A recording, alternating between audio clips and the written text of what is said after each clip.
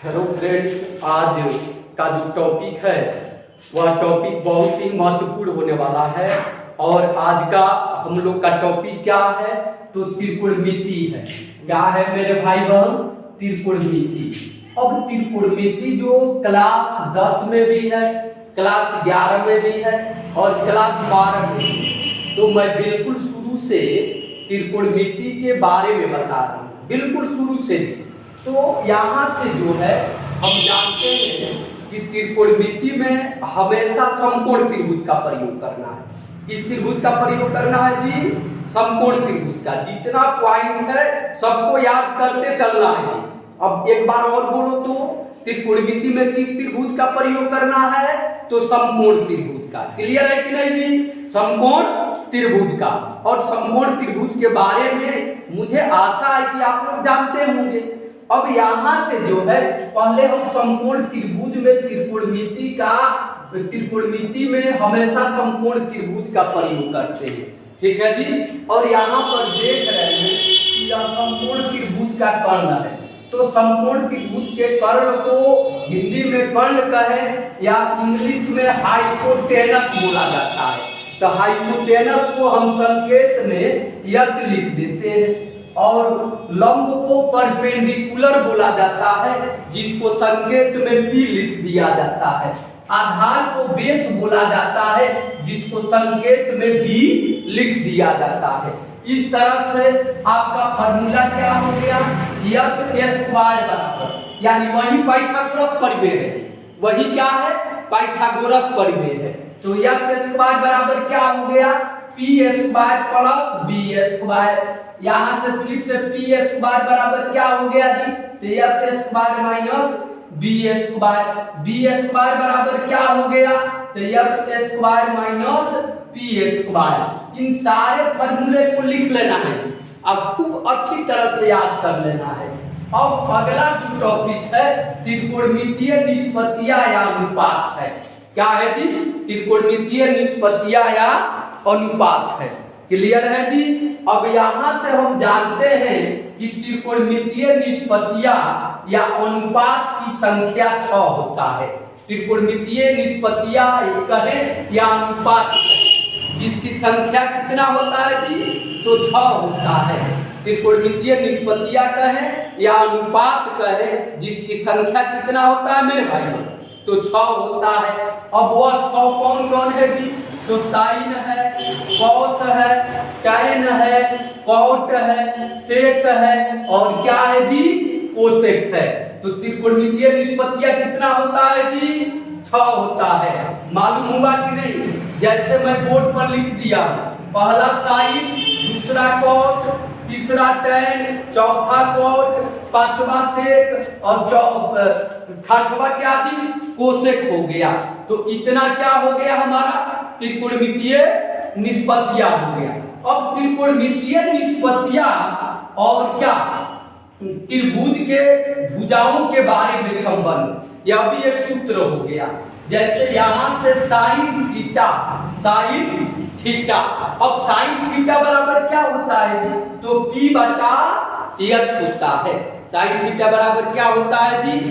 P बटा H होता है। क्लियर है जी? अब आप पूछोगे कि P क्या है? तो P लंब है। H क्या है? तो H कर्ण है, जैसे कि इसमें समकोण त्रिभुज में दर्शाया गया है। तो साइन थीटा बराबर P बटा H कहे या हिंदी में लंब बटा कर्ण कहे, एक ही बात है जी। साइन थीटा बराबर P बटा H कहे या हिंदी में लंब बटा कर्ण कहे। कॉस थीटा बराबर बी बटा एच कहें या हिंदी में आधार बटा कर्ण कहें। टैन थीटा बराबर बी बटा बी कहें या हिंदी में लंब बटा आधार कहें। कॉट थीटा बराबर बी बटा पी कहें या हिंदी में आधार बटा लंब कहें। सेक थीटा बराबर कर्ण बटा आधार कहें या एच बटा बी कहें। कोसेक थीटा बराबर एच बटा क्या जी? पी कहे या कर्ण बटा लंब कहे। तो त्रिकोणमितीय निष्पत्तियां और भुजाओं के संबंध के बारे में जानकारी प्राप्त हुआ कि नहीं जी? क्लियर है? इसका अब इसको नोट कर लेना है। और आप पूछोगे कि थीटा क्या है। एक बात का मैं जिक्र करना चाहता हूं, थीटा क्या है। थीटा, अल्फा, बीटा, ये सब क्या रोल अदा करता है त्रिकोणमिति में जी? तो ये सब कोण है। थीटा क्या है जी? कोण है। अल्फा क्या है? कोण है। बीटा क्या है? कोण है। ये सब त्रिकोणमिति में किसको रिप्रेजेंट करता है जी? तो कोण को रिप्रेजेंट करता है। समझ में आ रहा है कि नहीं? अब साइन थीटा, तो साइन थीटा का मतलब क्या जी? कि अब थीटा की जगह पर कितना डिग्री है वी डोंट नो, लेकिन इतना जानते हैं कि थीटा कोई ना कोई एंगल है, यानी कोई कोण है। उस कोण को हमने थीटा के माध्यम से क्या कर दिया जी? व्यक्त कर दिया। समझ में आया कि नहीं मेरे भाई बहन? थीटा के माध्यम से क्या कर दिया जी? व्यक्त कर दिया। अब कॉस थीटा है, कॉस थीटा है। यहाँ पर भी कोण के जगह पर क्या है कुछ मालूम नहीं है, तो यहाँ पर भी हम किसके माध्यम से व्यक्त कर दिया? थीटा के माध्यम से। समझ में आ रहा है कि नहीं? तो कोण को किसके द्वारा व्यक्त करते हैं? तो थीटा के द्वारा व्यक्त करते हैं। क्लियर? समझ में आया कि नहीं? ओके जी, कोई प्रॉब्लम नहीं है। अब हम आते हैं अन्य फार्मूला, त्रिकोणमिति के अन्य फार्मूला पर आते हैं कि और सब फार्मूला क्या है। ठीक है जी? ओके, अब ध्यान से समझना है। अब जितना एक वाला फार्मूला है उसको लेकर के चलेंगे कि जितना एक वाला फार्मूला है। जैसे यहां से क्या हो गया जी?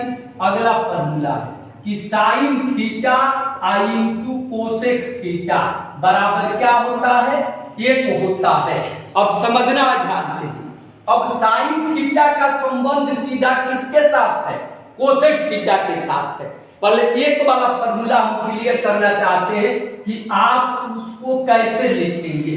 जैसे साइन थीटा और साइन थीटा का उल्टा क्या होता है जी? Cosec theta. ध्यान से समझना है। साइन थीटा का उल्टा क्या होता है? Cosec theta. फिर से कॉस थीटा और कॉस थीटा का उल्टा व्युत्क्रम क्या होता है? तो sec theta. Tan theta, tan theta का व्युत्क्रम क्या होता है जी? तो कॉट थीटा होता है। समझ में आ रहा कि नहीं जी? अब आपसे कोई पूछे कि साइन थीटा का व्युत्क्रम क्या होता है, तो क्या नाम दोगे? Cosec theta. कॉस थीटा का व्युत्क्रम क्या होता है? क्या नाम दोगे? सेक थीटा। टैन थीटा का व्युत्क्रम क्या होता है? क्या नाम दोगे? Cot theta. अब आप पूछोगे इसमें व्युत्क्रम का क्या रोल है? व्युत्क्रम का यह रोल है ताकि इसका आगे जो एक वाला फार्मूला लिखना है वो हमेशा क्या होगा जी? आसान हो जाएगा। जैसे क्या हो गया? Sine theta into sine theta का व्युत्क्रम क्या होता है? Cosec theta. तो sine theta into cosec theta बराबर एक। जितना व्युत्क्रम आएगा सब एक होता जाएगा जी। यानी साइन थीटा हमने निष्पत्ति साइन थीटा लिया और साइन थीटा का व्युत्क्रम क्या लिया? कोसेक थीटा लिया। क्या लिया? कोसेक थीटा लिया। तब इसका कितना आएगा जी? आंसर एक आएगा और ये फार्मूला के रूप में कन्वर्ट होता जा रहा है। ठीक है जी? अगला नंबर है, फिर से कॉस थीटा लेंगे तो कॉस थीटा और इसका व्युत्क्रम क्या है? Sec theta. तो cos theta into sec theta बराबर एक। हमेशा ध्यान रखना है कि कॉस थीटा और उसके व्युत्क्रम का गुणा करेंगे एक होगा। त्रिकोणमिति के कोई भी निष्पत्ति हो और जब उसका व्युत्क्रम का गुणा करेंगे तो रिजल्ट क्या देगा जी? एक देगा। हमेशा ध्यान में रखना है जी। अब अगला नंबर क्या है? टैन थीटा आई इंटू कॉट थीटा बराबर क्या जी? एक। क्यों एक? क्योंकि टैन थीटा का व्युत्क्रम क्या होता है? कॉट थीटा होता है, इसलिए एक। समझ में आया कि नहीं जी? क्लियर है? अब थोड़ा यहाँ से और आगे बढ़ते हैं। ठीक है जी? कोई प्रॉब्लम नहीं रहेगी। ओके, अब और आगे बढ़ते हैं। थोड़ा सोच रहे हैं कि इसी वीडियो में फाइनल कर दे सब। क्लियर है जी? ओके, अब इतना इस वीडियो में यही तक रहने दे रहे हैं क्योंकि वीडियो लंबा होता जा रहा है। इसके बाद से अगला वीडियो में और फार्मूला लिखाया जाएगा और फार्मूले के बाद से क्वेश्चन चलेगा सबका। ठीक है जी? और लाइव क्लास भी चलेगा। इसलिए मेरे वीडियो में बने रहना है और चैनल को सब्सक्राइब करना है। वीडियो को ज्यादा से ज्यादा शेयर करो मेरे भाई बहन, ताकि हर एक विद्यार्थी मेरे हर एक सब्जेक्ट में जो पढ़ाता उसको पढ़ करके लाभान्वित हो। ठीक है, धन्यवाद।